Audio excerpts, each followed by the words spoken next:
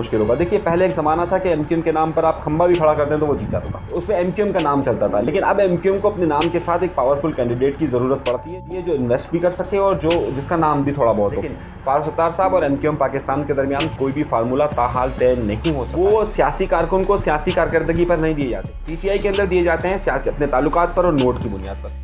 तहरीक इंसाफ भी खड़ी हो रही है जबकि उसकी अपनी सीट रही है वो, और मजबूत उम्मीदवार खड़ा किया है। पीएसपी भी खड़ी हो रही है, एमक्यूएम पाकिस्तान भी खड़ी हो रही है, महाजर गवर्नमेंट भी खड़ी हो रही है और टीएलपी भी खड़ी हो रही है। वो जब वजीर थे शिपिंग के, अपनी जो सेकंड पोजीशन थी केपीटी का चेयरमैन बनाया हुआ था मौलवी महमूद को, ये दोनों एक साथ हैं। अच्छा, इस काम के लिए मौलवी महमूद साहब को ही चुना जाता है, तो हल्के से इलेक्शन लड़ाया गया जहाँ से जीतने के चांसेस हैं। इस सीट के तकरीबन 4,47,000 के करीब यहाँ पर वोटर। जो पिछली बार यहाँ से आमिर लियाकत हुसैन साहब जीते थे जो कि 53,000 वोट लेकर, नंबर पर एमक्यूएम पाकिस्तान थी जिनके 35,000 वोट थे, और तीसरे नंबर पर टीएलपी तहरीक लब्बैक पाकिस्तान थी जिनके 20,000 वोट थे। इलेक्शन में बहुत वोट कम पड़ता है क्योंकि लोग वैसे भी कम निकलते हैं वोट डालने के लिए। और बिस्मिल्लाहिर्रहमानिर्रहीम, मैं हूँ इमरान अली शाह और आप देख रहे हैं सियासी टाकरा फ़ख्र पाकिस्तान न्यूज़ टीवी पे। हमारे साथ मेहमान मौजूद हैं सियासी टाकरा में अनीस मंसूरी, सीनियर सहाफ़ी तज़कियाकार हैं। हम इनसे खुशामदीद कहते हैं प्रोग्राम में। ये बताइएगा अनीस मंसूरी साहब के इलेक्शन होने जा रहा है एक और ज़मनी इंतखाबात NA 245 में। NA 245 में क्या सूरत हाल बनती नज़र आ रही है, जबकि वहाँ से इस बार तो तहरीक इंसाफ भी खड़ी हो रही है जबकि उसकी अपनी सीट रही है वो, और उन्होंने भी मजबूत उम्मीदवार खड़ा किया है।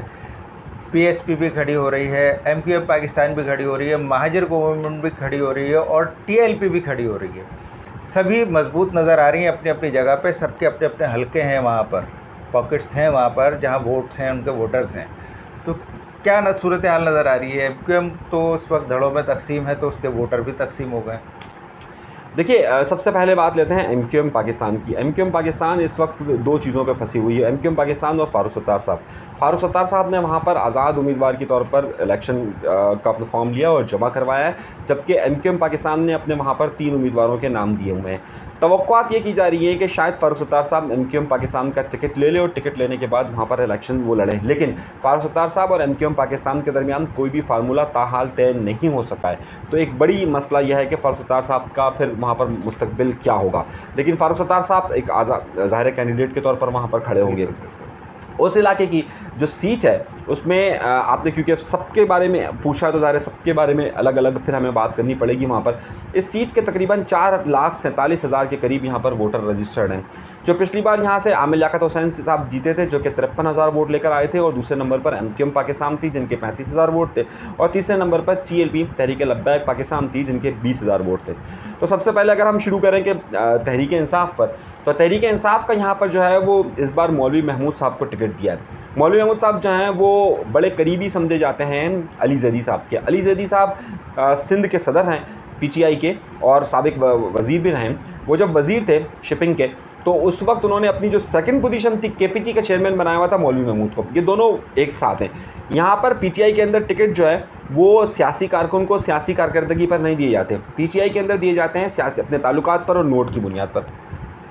तो बिल्कुल क्योंकि इनका ताल्लुक़ क्योंकि अली ज़ैदी के साथ बड़ा करीबी बनता है तो वो वहाँ पर होगा। अब आप सवाल पूछ सकते हैं कि भाई ये तो असम्बलियों से मुस्तफ़ी हो चुके हैं तो ये इलेक्शन क्यों लड़ रहे हैं, इनका तो कोई बंदा असम्बली के अंदर है नहीं तो ये इलेक्शन क्यों लड़ रहे हैं, सवाल बनता है ना। तो भाई इनका इरादा यह है कि हम अपनी ताकत का मुजाहरा करेंगे, हम इलेक्शन जीतेंगे और जीतने के बाद फिर हम वहाँ से इस्तीफ़ा दे देंगे, यानी कि आवाम का पैसा खर्च करेंगे, बेवकूफ़ बनाएंगे और फिर। अच्छा, इस काम के लिए मौलवी महमूद साहब को ही चुना जाता है। इससे कबल भी उनको हल्के से इलेक्शन लड़ाया गया जहाँ से जीतने के चांसेस नहीं थे।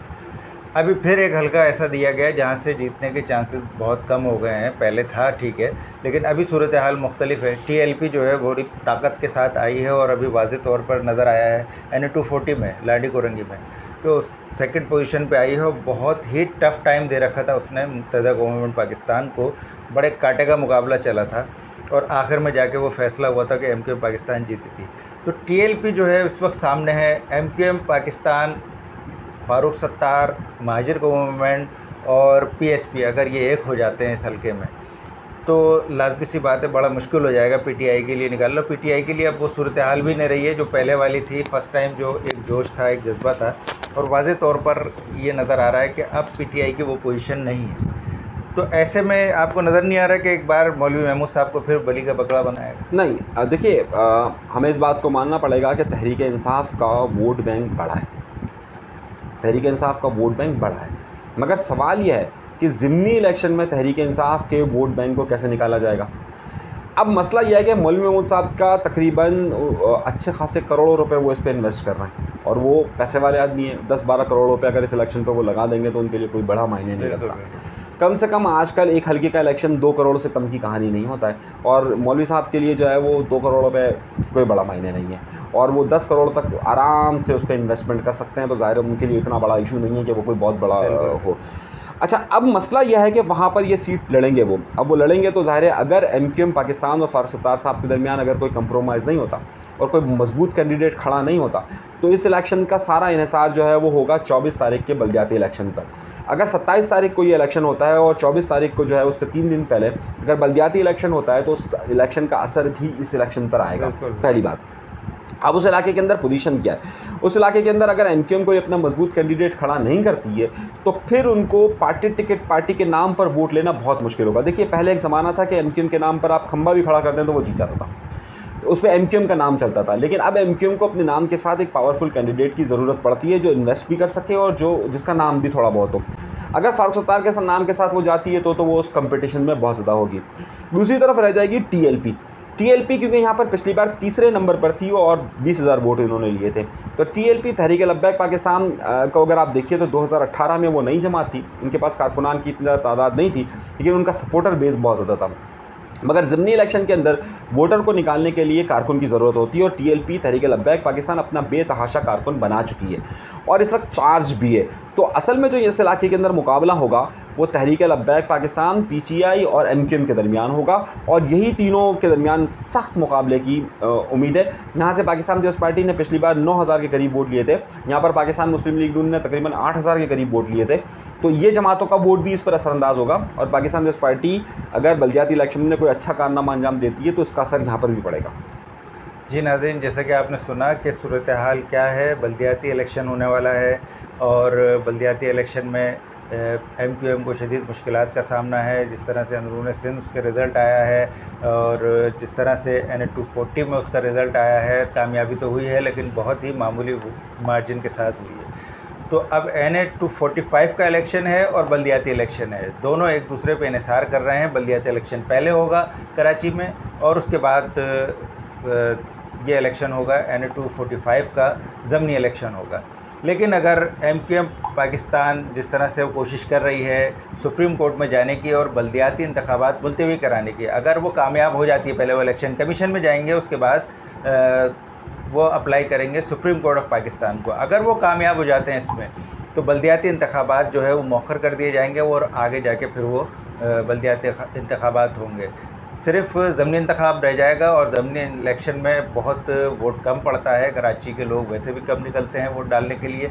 और ऐसी सूरत हाल में देखना ये होगा कि अगर MQM पाकिस्तान, फारूक सत्तार और महाजिर गवर्नमेंट और PSP अगर ये इत्तेहाद कर लेते हैं, मुत्तफ़िक़ा तौर पे किसी कैंडिडेट को खड़ा करते हैं, तो मुकाबले में नज़र आते हैं।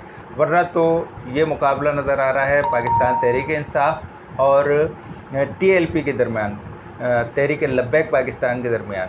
तो देखते हैं आगे चल के सूरत हाल क्या होती है। ये हमारा तज़किया था, हमारे साथ हनीफ मंसूरी साहब थे, और हमें इजाज़त दीजिए।